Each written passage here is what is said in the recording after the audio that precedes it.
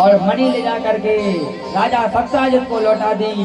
और राजा सत्यजित ने जब देखा कि बताओ हमने तो भगवान पर झूठा कलंक लगाया दिया, झूठा कलंक लगाया, तो सत्यजित राजा को अपने अंदर गिलानी हुई। कहा प्रभु अब मुझे ये मणि नहीं चाहिए, अब इस मणि को आप ही रखो, मणि रखो, और साथ में जो हमारी बहन है सत्यभामा इनको भी स्वीकार करो। तब जाकर के सजनों ऐसी कथा आती है तो मणि के साथ में सत्यभामा के साथ भगवान तीसरा विवाह करते हैं, तो दहेज में मणि लाते हैं। इस प्रकार से हमारे प्रभु का तीसरा विवाह हुआ। और चौथा विवाह एक दिन भगवान अर्जुन के साथ में जा रहे थे कि रास्ते में एक कन्या अपनी जो सूर्य की पुत्री थी वो जाकर के यमुना जी में कूद रही थी। बोले क्या बात है? बोले उस टेढ़ी टांग वाले को हम पति रूप में चाहते हैं और वो यदि पति रूप में हमें नहीं मिलेगा तो हम मर जाएंगे। अर्जुन ने कहा रे काहे को मरने को खड़े, जाओ वर्ण कर लो। तब जाकर के भगवान ने फिर चौथा विवाह यमुना की पुत्री कालिंदी के साथ में किया। बोलो भक्त वत्सल भगवान की जय। बिंद और अरविंद की एक बहन थी जिनका नाम था मित्रविंदा, इनका विवाह भगवान के साथ हुआ। भगवान का पांचवा विवाह मित्रविंदा के साथ हुआ। बोलो भक्त वत्सल भगवान की जय हो। इस प्रकार से भगवान लीला करते जा रहे हैं और भगवान फिर और भक्तों का उद्धार करते जा रहे हैं। छठवां विवाह भगवान का नग्नजित की कन्या से नग्नजित के राजा की कन्या सत्या के साथ में हुआ। सातवां विवाह भगवान का सुतकीर्ति की बेटी भद्रा के साथ में हुआ। आठवां विवाह भगवान का मध्य देश के राजा, जो मध्य देश के राजा थे उनकी एक कन्या थी जिनका नाम था लक्ष्मणा। आठवां विवाह भगवान का लक्ष्मणा के साथ हुआ। लेकिन मैं आपको बता दूं, क्योंकि आज समय का अभाव इसलिए मैंने संक्षिप्त में आपको बताया, भगवान के जितने भी विवाह हुए भगवान ने एक भी विवाह अपनी इच्छा से नहीं किया। भगवान के जितने विवाह हुए सब लफड़े में हुए। भगवान का विवाह एक भी अपने, क्योंकि उधर रुक्मणी जी ने पत्र भेजा तो भगवान ने रुक्मणी जी का हरण किया। वैसे लीला के माध्यम से भगवान ने भक्तों की आन के लिए धीरे धीरे इस प्रकार से विवाह किए। आप ये बताओ, आप लोग बहुत कथा आप लोगों ने सुनी कि नहीं सुनी? हमारे दादा बेटे हटा वाले थे, वो बेटे फूफा, उनने भी अभी भी कथा सुनी है, सुनी कि नहीं सुनी?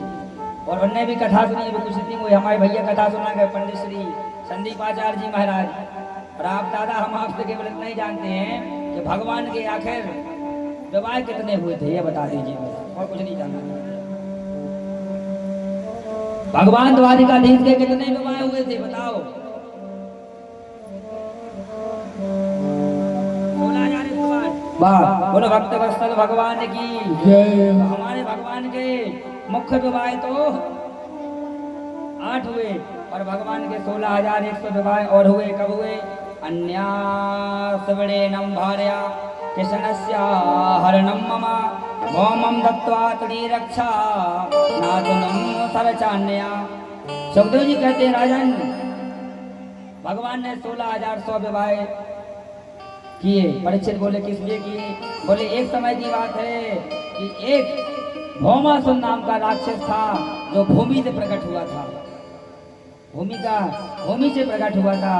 भौमासुर नाम का एक बहुत बड़ा राक्षस दैत्य था। और इस भौमासुर के नाम के राक्षस ने एक संकल्प ले लिया। क्या संकल्प लिया? कि जब मैं 20,000 कन्याओं को इकट्ठा कर लूंगा और 20,000 कन्याओं के साथ एक साथ विवाह करूंगा। नारद जी का दिमाग खराब हो गया। तो बताओ, ऐसे आदमी भी होते, लोग एक पत्नी को नहीं संभाल पा रहा, ये साला 20,000 कैसे संभालेगा? बेचारी बैठी वो कन्या रो रही थी कि हे प्रभु हम कहाँ फंस गए। तब नारद जी ने जाकर के भगवान को बताया और नारद जी ने फिर भगवान श्री के द्वारिकाधीश से शिकायत करी। और द्वारिकाधीश ने कहा कि बताओ, यदि हम भक्तों की रक्षा नहीं करेंगे तो फिर हमारी महिमा मिट जाएगी, भक्त फिर हमारी क्यों पूजा करेंगे? तब जाकर के सजनों भगवान जाते हैं और जा करके भौमासुर का उद्धार करते हैं। बोलो भक्तवत्सल भगवान की जय। और जब भौमासुर का उद्धार करते हैं और भगवान उन सभी कन्याओं को कारागार से, भौमासुर की कारागार से मुक्त कर देते हैं। और जैसे ही मुक्त करते हैं तो यहाँ पर फिर एक कथा आ जाती है। क्या कथा आ जाती है? संत लोग बताते हैं कि भगवान ने कहा जाओ देवियों, अपने अपने घर जाओ, अपने अपने घर जाओ। तब उनमें से खड़ी कुछ कन्याओं ने कहा था कि ये बताइए प्रभु, यदि हम अपने घर जाएंगे, हमारे पिता तो हमें स्वीकार कर लेंगे, पर क्या कोई भी पुरुष हमारे साथ विवाह करेगा? नहीं करेगा। हम यदि घर में रहेंगे तो घर में भी नहीं रह पाएंगे, क्योंकि संसार वाले कहेंगे बताओ ये पता नहीं कहाँ से बच्चन भग गई थी। इस प्रकार से बात करते ना, कहाँ से भग के गई थी, किसके साथ भग गई थी, नाना प्रकार की बातें होंगी। हमारे पिता तो हमें स्वीकार कर लेंगे, पर संसार वालों की बातें को हम नहीं सुन सकेंगे। और जब हम संसार वालों की बातों को नहीं सुन सकेंगे तो फिर हम आत्महत्या करेंगे।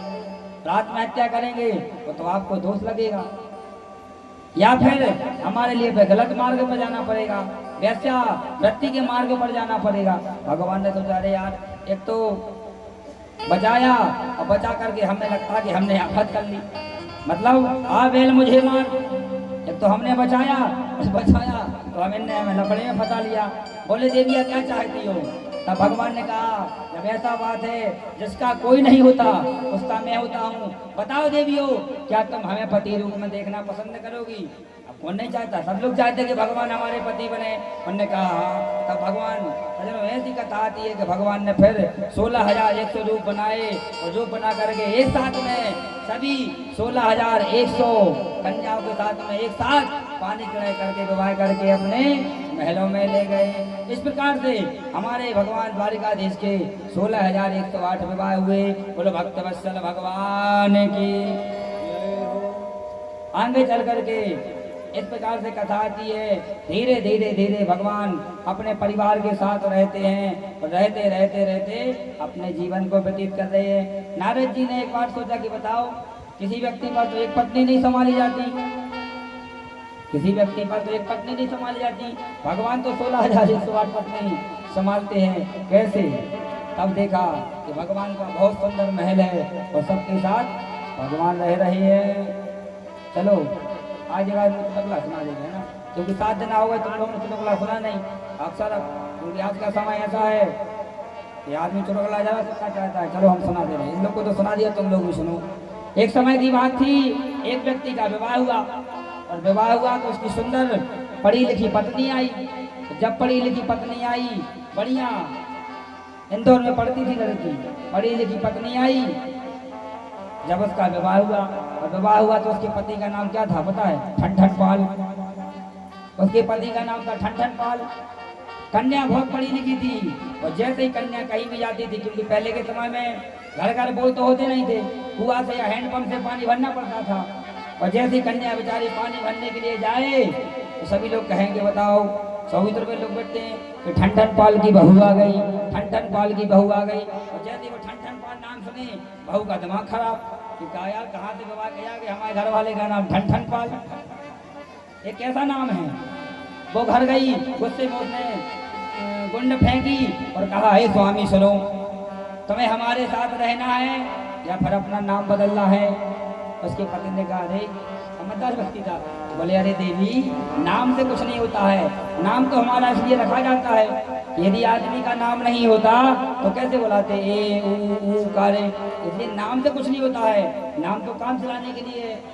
देवी आप शांति से रहें, घर चलाएं, क्योंकि संतोषी परमम सुखम। देवी आप संतुष्टि से रहें, नाम में कुछ भी नहीं है। वो नहीं मानी, उसने कहा नहीं नहीं हमें तुम्हारी बातों में नहीं आना है, नाम बदलो या फिर हम अपने मायके जाते हैं। उसने कहा भैया तुम्हें जो कुछ करना है तो करो, हम नाम नहीं बदलेंगे। वो गई अपने घर के लिए गई, और जैसे ही वो अपने घर के लिए गई कि रास्ते में उसने देखा एक कन्या बकरियां चरा रही थी। वो कन्या उससे पूछा कि बेटी तुम्हारा क्या नाम है? उसने कहा कि हमारा नाम लक्ष्मी है। अब उसका दिमाग खराब कि बताओ नाम तो लक्ष्मी और बकरियां चरा रही। नाम लक्ष्मी है और बुकड़ियां चला रही। और थोड़ी आगे बढ़ी और जैसे ही आगे बढ़ी तो एक व्यक्ति क्या कर रहा था, खेत में भूसा भर रहा था। पूछा भैया तुम्हारा क्या नाम है? बोले हमारा नाम है धनपाल। बोले बताओ धनपाल नाम है भूसा भर रहे, ये कैसे धनपाल है? कैसा नाम है इनका? नाम धनपाल भर रहे भूसा। और आगे बढ़ी और जैसे ही आगे बढ़ी तो एक व्यक्ति की शव यात्रा आ रही थी, शव यात्रा आ रही थी। वो आराम से गई, जाकर के पूछा कि भैया ये कौन मर गए? बोले इनका नाम है अमर सिंह। और ये मर गए। अरे उसका फिर दिमाग खराब। बोले बताओ नाम तो अमर सिंह है और ये मर गए। नाम अमर सिंह और मर गए। फिर वो आगे बढ़ी। एक व्यक्ति बड़ा मोटा तगड़ा, बड़ी बड़ी मूछे, हाथ में दुनाली लिए 12 बोर की बंदूक लिए आ रहा था, दौड़ता हुआ आ रहा था। और जैसे ही पूछा कि अरे भैया कहाँ दौड़े जा रहे हो, क्या हुआ, क्या नाम है तुम्हारा? बोले हमारा नाम है शमशेर सिंह। बोले हमारा नाम है शमशेर सिंह। बोले नाम तो तुम्हारा बहुत अच्छा है पर दौड़ क्यों रहे हो? बोले कुत्ता भौंक रहे, इसे दौड़ रहे हो। अरे बोले कुत्ता भौंक रहे हो तुम दौड़ लगा रहे, क्या कारण है? तो उसने फिर दिमाग लगाया कि अरे वास्तव में हमारे पति सही कहते थे कि नाम तो केवल काम चलाने के लिए है। तब उसके हृदय से आवाज निकली। क्या आवाज निकली? कि बकरी चराए लक्ष्मी, बकरी चराए लक्ष्मी, भुस ढोए धनपाल, अमर सिंह तो मर गए, भले विराजे ठन ठन पाल। बोले इससे अच्छे तो हमारे ठंड नहीं पाल है। बोल सही है। तो भैया नाम तो केवल काम चलाने के लिए होता है, नाम में कुछ नहीं है। नाम तो केवल एक ही है, क्या है? राम नाम। राम नाम सुंदर करतारी, हमारे पंडित जी सुनाते हैं। राम नाम ही सुंदर है, राम के नाम में ही सबका कल्याण होना है। बोलो भक्त वत्सल भगवान की जय हो। आइए 2 मिनट के लिए हमारे संगीत आचार्य आपको भजन सुनाएंगे, इसके बाद में शेष चर्चाएं।